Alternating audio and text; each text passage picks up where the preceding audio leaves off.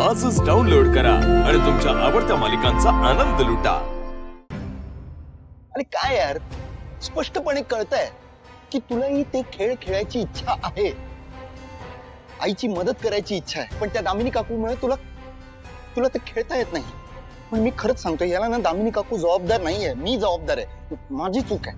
Vitthal sir, तुम्ही स्वतःला दोष नका देऊ। अरे नाही तर काय, माझ्यामुळे आपण आपल्या नात्याबद्दल कोणाला सांगू शकत नाहीये ना। तू तर म्हणतेय सगळ्यांना की सांगा सांगा लवकर, पण मीच तुला नाही नाही म्हणतोय, आणि त्यामुळे तुला किती गोष्टी सॅक्रिफाईस करायला लागतात। पण बस, मला तर खरंच असं वाटतंय ना की हीच ती योग्य वेळ आहे, आपण सांगून टाकूया सगळ्यांना। आदित्य सर, सगळे आहे तिथे, चल नाही चल तू चल। ऐका ना, आई, मला तुझ्याशी काहीतरी खूप महत्वाचं बोलायचं आहे। बोल ना। आई, कदाचित ते ऐकून आदित्य थांब,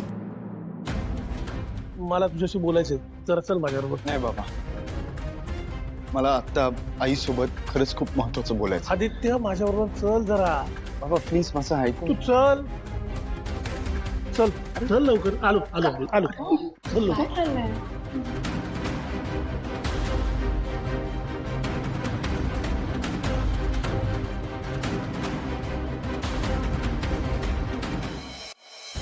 ऐक ऐक ऐक मग, हे बघ, रागाच्या भरात काहीही करू नकोस। काय यांचं वागणं आहे, म्हणजे घरातल्या सगळ्या बायका डान्स मध्ये आहेत, फक्त पारूला बाजूला काढलं का? पारू नोकर आहे म्हणून तुम्हाला तरी पटतंय का?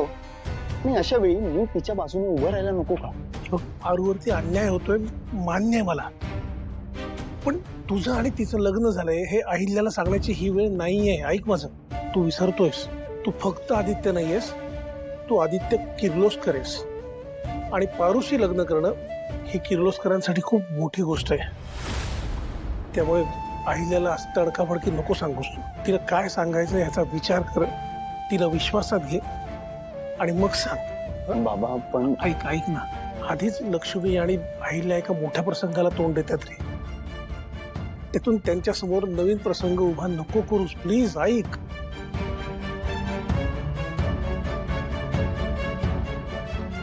ठीक आहे, ऐक ऐक, तू आज जातोयस, पण अहिल्या तुला विचारेल तू काय सांगणार होतास, तिला काय सांगायचं ह्याचा नीट विचार कर।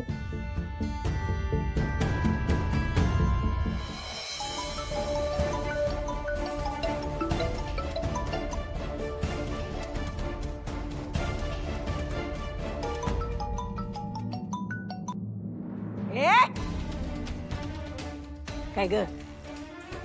ए सिंचना, तुझं कशाला आता डोकं फिरलं आणखीन?